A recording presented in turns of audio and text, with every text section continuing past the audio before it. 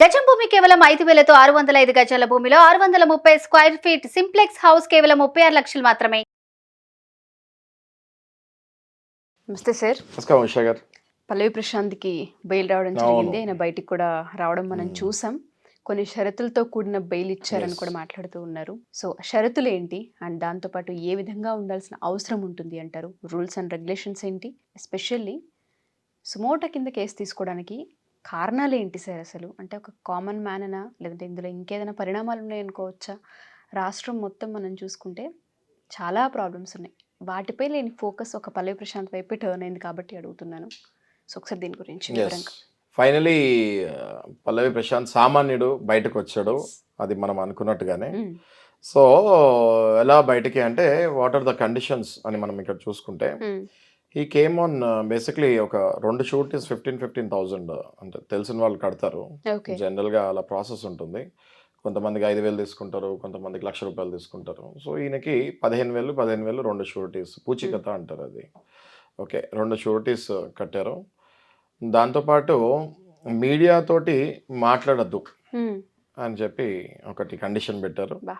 దాంతోపాటు మూడోది ఏంటి అంటే ప్రతి నెల 2వ తారీఖు అనుకుంటా, 2వ తారీఖు అండ్ 16వ తారీఖు మొత్తానికి 2 సార్లు నెలలో హాజరవ్వాలి. పొద్దున ఉదయం 9 నుంచి మధ్యాహ్నం 1 గంట లోపు జూబ్లీహిల్స్ SHOలో స్టేషన్లో హాజరవ్వాలి. ఓకే, ఇవి కండిషన్స్, 3 కండిషన్స్. ఓకే, 3 కండిషన్స్ ఏంటంటే షూరిటీ ఒకటి, అది కండిషన్ కాదు, షూరిటీ కట్టారు. సెకండ్ మీడియాతో మాట్లాడకూడదు. Third you need to appear as a part of investigation monthly 2 times. So ఈ కండిషన్స్ మీద మొత్తానికి ప్రశాంత్ బయటకు వస్తడం జరిగింది. ఇక్కడితో అయినా ఇంకా ఈ మ్యాటర్ క్లోజ్ అయ్యి ముందుకు వెళ్ళాలని నేను కోరుకుంటున్నాను. ఇప్పుడు ఇది జరిగింది ఆదివారము, అరెస్ట్ అయింది బుధవారం, బెయిల్ ఓకే అనుకుంది శుక్రవారం, ఇలా సిరీస్లో వెళ్ళింది. అయితే గజ్వెల్ నుంచి బుధవారము అబౌట్ 6:30కి పోలీస్ వాళ్ళు ఈయనని తీసుకొస్తాం జరిగింది. తీసుకొచ్చి రాత్రి 12ంటికి హడావిడిగా జడ్జి గారి దగ్గర ప్రవేశపెట్టి రాత్రికే రిమాండ్లో తీసుకున్నారు. ఓకే, మళ్ళీ ఆ తర్వాత బెయిల్ అప్లై చేస్తాం జరిగింది. ఆ బెయిల్ కూడా వెడ్నెస్డే లోపలికి వెళ్తే ఈ బెయిల్ అప్లై చేస్తానికి కూడా 2 days FIR దొరకలేదని మన ఈ లాయర్ అన్నారు. చెప్పడం జరిగింది. పల్లవి ప్రశాంత్ గారు లాయర్ ఏమన్నారంటే there is no FIR at all. నేను పర్సనల్గా జూబ్లీహిల్స్ పోలీస్ స్టేషన్కి వెళ్ళాను, కానీ అక్కడ FIR నాకు అందలేదు, దురుసుగా ప్రవర్తించారు, FIR ఇవ్వలేదు, నేను ఎలా బెయిల్కి వెళ్ళాలి అని పాపం ఆయన లాయర్ చాలా స్ట్రగుల్ అయ్యాడు. అదే మీడియాలో కూడా చెప్తాం జరిగింది. ఓకే, దెన్ అప్పుడు బేసిక్గా యాజ్ ఎ లాయర్ మేము కూడా డిస్కషన్ చేస్తాం జరిగింది, ఎందుకు FIR రాలేదు ఏంటి అన్నది. సరే, ఆ లోపు ఇంకొక 1 day తర్వాత వీళ్ళు సంపాదించుకొని వేరే అడ్వకేట్స్ కూడా చాలామంది, Nampally bar association advocates, definitely మనం అప్రిషియేట్ చేయాలి వాళ్ళందరినీ. వాళ్ళ వల్ల ఇవాళ మనకి పల్లవి ప్రశాంత్కి బెయిల్ కూడా నిన్న, దట్ ఈస్ ఫ్రైడే, బెయిల్ వస్తాం జరిగింది. అయితే ఇక్కడ నా అబ్జర్వేషన్ ఏంటంటే అసలు ఈ బెయిలే అవసరం లేదు, ఈ అరెస్టే అవసరం లేదు ఆ సెక్షన్స్కి. ఓకే, ఎందుకు రీజన్ ఏంటి అంటే ఆ సెక్షన్స్ ఏం పడ్డాయో మళ్ళీ మనము ఒకవేళ రివైజ్ చేసుకుంటే 147, 148 అంటే ఈ 2 కూడా రైట్స్కి సంబంధించింది, అంటే గుంపులుగా వచ్చి కొట్టుకునే సెక్షన్స్ ఇవి. అలాగే మళ్ళీ 290, 353, 427 రెడ్ విత్ 149 ఇవన్నీ సెక్షన్స్ రిలేటెడ్ టు గుంపులుగా కొట్టుకుంటంతో పాటు పబ్లిక్ సర్వెంట్స్ని కానీ పబ్లిక్ ప్రాపర్టీస్ కానీ డ్యామేజ్ చేసినప్పుడు ఈ సెక్షన్స్ కూడా అట్రాక్ట్ అవుతాయి. అయితే వీటితో పాటు ఈ PPD prevention from public property damages, okay, అది కూడా ఆ యాక్ట్ ప్రకారంలో కూడా అందులో సెక్షన్స్ కూడా వేస్తాం జరిగింది. ఇది కాకుండా మళ్ళీ మోటార్ వెహికల్ యాక్ట్ కూడా వేస్తాం జరిగింది. ఇన్ని సెక్షన్స్లో ఒక్క సెక్షనే ఈ 7 years కంటే అబౌవ్ ఉన్నది పడింది. అది it could be into prevention of public damages are motor vehicle. అందులో ఒక సెక్షన్, అంటే మనకి FIR ఇంకా క్లారిటీ లేదు కదా, అందులో ఒక్క సెక్షన్లోనే అబౌవ్ 7 years వీళ్ళు చూస్తుంటే ఆ ఒక సెక్షన్ వేస్తే నేను లోపల తీసుకెళ్ళచ్చు కదా అన్న పాయింట్లో ఆ ఒక సెక్షన్ వేసి ఈయనని లోపలికి పంపిస్తానికి ఆ సెక్షన్ యూస్ఫుల్ అయింది. మిగతా అన్నీ కూడా it is below 7 years. Below 7 years అంటే అసలు జైలుకి పంపించే అవసరమే లేదు, మెజిస్ట్రేట్ గారి జడ్జి గారి ముందుకు తీసుకెళ్లే అవసరం కూడా ఉండదు. స్టేషన్లోనే బెయిల్ ఇచ్చేస్తారు. మహా అయితే ఎవరైనా ఒకళ్ళిద్దరు ఫ్రెండ్స్ని ఆధార్ కార్డ్ ఏదైనా పెట్టుకొని షూటీ లాగా బెయిల్ ఇచ్చేస్తారు. బెయిల్ ఇచ్చేసి ఇన్వెస్టిగేషన్కి ఎప్పుడు రిక్వైర్మెంట్ ఉందో అప్పుడు రమ్మని చెప్తారు. 41A నోటీస్ అంటారు. ఇది ఎప్పుడు వచ్చిందంటే ఇది 2014లో వచ్చింది. 2014లో Arnesh Kumar versus state of Bihar, చాలా ఫేమస్ సైటేషన్ ఇది. ఓకే, మన లీగల్ టర్మ్స్లో జడ్జిమెంట్స్ని ఓల్డ్ జడ్జిమెంట్స్ని సైటేషన్స్ అంటాము. ఈ సైటేషన్ని అడ్డు పెట్టుకొని చాలామంది బిలో 7 years దానికి ఇంకా జైలుకి వెళ్లకుండా స్టేషన్ బెయిలే తీసుకొని దాని తర్వాత కోర్టులో వాదోపవాదాల తర్వాత పనిష్మెంట్ పడితే అప్పుడు జైలుకి వెళ్ళాలి. ఓకే, చాలా క్లియర్గా చెప్తున్నా ఇది. ఇందులో జైలుకి పంపించాలి అని ఫిక్స్ అయ్యారు కాబట్టి ఒక సెక్షన్ వేశారని అంటున్నారు జనాలు. ఓకే, సో అయితే ఇది జరిగిపోయిన తర్వాత ఇప్పుడు ఈయన లాయర్కి ఎఫ్ఐఆర్ రాలేదు కదా.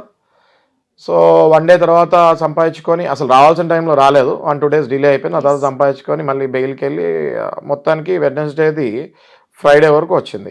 ఇప్పుడు రిలీజ్ అవుతారు. ఇది ఎందుకు జరిగింది అన్నది ఆ లాయర్ ఎవరైతే ఈయన లాయర్ ఉన్నారో పల్లవి ప్రశాంత్, మరి ఆయనకి ఛాలెంజ్ కదా ఇది. ఇప్పుడు అన్ని కూడా చిన్న చిన్న సెక్షన్స్, ఇందులో ఖచ్చితంగా బెయిల్ వస్తుందని Day 1 మనము ఇంటర్వ్యూ చేసినప్పుడు చెప్పాను మీకు నేను, అసలు ఇది బెయిల్ వచ్చేయాలండి కంపల్సరీ అని. కానీ ఎఫ్ఐఆర్ఏ లేకపోతే బెయిల్ ఎలా వస్తుంది? అది సబ్మిట్ చేసే కదా బెయిల్ అప్లై చేసుకునేది. ఆ లాయర్ తర్వాత క్షుణ్ణంగా పరిశోధించడం జరిగింది. ఆయన చెప్పింది ఏంటంటే మీడియా సమక్షాన పల్లవి ప్రశాంత్ లాయర్ చెప్పింది ఏంటి అంటే, క్లియర్గా ఇందులో కాన్స్పిరసీ ఉంది, అంటే కుట్ర ఉంది. ఏం కుట్ర ఉంది ఇందులో అంటే రాజకీయ కుట్ర ఇందులో ఉంది అని చెప్తాం జరిగింది ఆయన. అదేంటి ఇంత ఓపెన్గా ఎలా చెప్పారో అనుకున్నా నేను. చూస్తే ఆయన క్లియర్గా ఎక్స్ప్లెయిన్ చేశారు. ఆయన చెప్పింది ఏంటంటే ఇందులో జూబ్లీ హిల్స్ SHOకి కేసీఆర్కి మంచి రిలేషన్ ఉండటం వల్ల ఈ మధ్యకాలంలో అసెంబ్లీలో కొత్త నూతన ముఖ్యమంత్రి రేవంత్ రెడ్డి గారు వీళ్ళ మీద, కేసీఆర్ మీద అలిగేషన్, అంటే గత ముఖ్యమంత్రి మీద సహజంగా ఇప్పుడు పదవిలోకి వచ్చి ఇప్పుడు పవర్లోకి వచ్చిన వాళ్ళు, పవర్లో దిగిన వాళ్ళకి ఉంటాయి కదా, సహజంగా విద్యుత్ శాఖలో కుంభకోణం జరిగింది ఎన్నో వేల కోట్లు అని అలిగేషన్ స్ట్రెయిట్ ఆయన మీద వేస్తాం జరిగింది in assembly. Okay, on record. So ఇప్పుడు ఈయన అనేది ఏంటి అంటే, పల్లవి ప్రశాంత్ వాళ్ళ లాయర్ అనేది ఏంటి అంటే, ఆ మ్యాటర్ కప్పి పెడతానికి, మీకు అర్థమవుతుంది కదా, ఆ మ్యాటర్ కప్పి పెడతానికి ఇంకేదైనా మ్యాటర్ ఓవర్లాప్ అవుతే ఇది కిందకి వెళ్తుంది అని పల్లవి ప్రశాంత్ టాపిక్ వాడుకున్నారు. ఈ జూబ్లీ హిల్స్ SHO వాళ్ళకి రిలేషన్ బాగుండటం వల్ల, గత ముఖ్యమంత్రి గత ప్రభుత్వం రిలేషన్ బాగుండటం వల్ల ఈ మ్యాటర్ని హైప్ క్రియేట్ చేసి మీడియా అటెన్షన్ మొత్తం అటు డైవర్ట్ చేశారు. ఇప్పుడు ఇట్లా వెళ్ళేది ఇట్లా తిప్పి ఇటు డైవర్ట్ చేశారు, అంతే కదా. సేమ్ ఇప్పుడు ఇటు వెళ్ళిపోయారు అందరూ, పల్లవి ప్రశాంత్ ఇటు, ఆ మ్యాటర్ ఇటు, ఇప్పుడు అందరూ ఇటు వెళ్ళిపోయారు. ఇటు వెళ్ళిపోయేసరికి ఆ మ్యాటర్ పోయింది, ఈ మ్యాటర్ హైలైట్ అయింది. ఆయనకు చాలా క్లియర్గా ఓపెన్గా చెప్పారు. అండ్ అదే కాకుండా ఆయన ఇందులో director general of police, director general of anti corruption, state vigilance commission, CID, వీటన్నిటికీ కూడా ఈ హాజ్ రిటర్న్ లెటర్స్ అని చెప్తున్నారు. Okay, to take the investigation కావాలి మాకు దీని మీద అనేసి. ఏది ఈ సబ్జెక్ట్ ఎందుకు ఇలా పల్లవి ప్రశాంత్ టాపిక్ తీసి ఈ టాపిక్ని అనగదొక్కుతానికి ఈ టాపిక్ తీసి ఈ జూబ్లీ హిల్స్ SHOని దానికి వాడుకున్నారు పాములాగా అన్నట్టు ఆయన కన్ఫామ్గా చెప్పి, దాని మీద నాకు వెరిఫికేషన్, దాని మీద నాకు ఇన్వెస్టిగేషన్ కావాలి అన్నట్టుగా లెటర్స్ రాసినట్టు మనకు తెలుస్తుంది. ఓకే, సో ఇప్పుడు చూడండి మీరు ఉషా గారు, ఎంత అసలు పల్లవి ప్రశాంత్ ఏంటి, ఈ అరెస్ట్లు ఏంటి, ఈ కుట్ర ఏంటి, మళ్ళీ మధ్యలో బిగ్ బాస్ ఏంటి, అసలు ఎక్కడి నుంచి మ్యాటర్ ఎక్కడికి వెళ్తుంది సమాజంలో అన్నది మనం అబ్జర్వ్ చేస్తే ఎవరికి దొరికింది వాళ్ళు వాడుకొని బయటపడటానికి ఎట్లా ట్రై చేస్తారా అన్నది అవాక్ అయినట్టు మనకి అర్థమవుతుంది. ఓకే, అదే ఇవాళ ట్రోల్ అవుతుంది. సామాన్యుల వైపు న్యాయం ఉంటుందా, మనకి అసలు బయటికి రాగలమా అనుకున్న వాళ్ళందరికీ పల్లవి ప్రశాంత్ కేసు కూడా ఒక నిదర్శనం అని చెప్పుకోవచ్చు. ఎందుకంటే అన్ని కేసులు పడ్డప్పటికీ అంతలా ఇది చేసినప్పటికీ బెయిల్ అనేది అట్లీస్ట్ ఫైనల్ గా రావడం జరిగింది. ఇవాళ ఆయన Yes, బయటికి yes, కూడా yes. వస్తున్నారు. అవును. తప్పు చేశారా లేదా అన్న విషయం పక్కన పెడితే, అలా జరగడానికి కారకులు ఆయన ఎంతవరకు అన్న విషయం పక్కన పెడితే, అసలు ఏం జరిగింది బయట అనేది ఇంకా ఆయన క్లారిటీ కూడా లేదు. ఇంకా లీగల్ డైలమాలోనే అవునండి, ఉన్నారు. అవును, ఎగ్జాక్ట్లీ. ఇప్పుడు లీగల్ సబ్జెక్ట్ నాలెడ్జ్ ఉన్న వాళ్ళకి డే 1 మనం ఇంటర్వ్యూ చేసినప్పుడు క్లియర్గా మీకు చెప్తాం జరిగింది. ఈ సెక్షన్స్ అన్నీ కూడా బిలో 7 years Yes. అండి. ఇందులో బెయిల్ ఈజీగా వచ్చేస్తుంది. ఒక్క సెక్షన్ కావాలని నేను లోపల వేస్తానికి ఒక్క సెక్షన్ మాత్రం 7 years ప్లస్ పెట్టారు. అది ఈజీగా మనం జడ్జి గారిని కన్విన్స్ చేయొచ్చు అనుకున్నాము. మనం అనుకున్నట్టుగానే Bail బెయిల్ కూడా వస్తాం జరిగింది. ఆయన ఇప్పుడు బయటకు వస్తున్నాడు. ఓకే. సో ఈ పల్లవి ప్రశాంత్ కథ ఇక్కడితోటి సుఖాంతం అవ్వాలని నేను కోరుకుంటున్నాను. True sir. మీడియా ముఖంగా మేము కూడా అదే కోరుకుంటున్నాం. ఎస్, గెలిచిన ఆనందాన్ని కూడా ఆయన ఎంజాయ్ చేయలేకపోయారు. అట్లీస్ట్ చేయలేదు. బయటకు వచ్చిన తర్వాత అయినా ఫ్యామిలీతో హ్యాపీగా ఉండాలని, ఫస్ట్ టెన్షన్స్ నుంచి బయటపడాలని కోరుకుంటున్నాం. Correct. Thank you sir. Thank you so much. నమస్తే.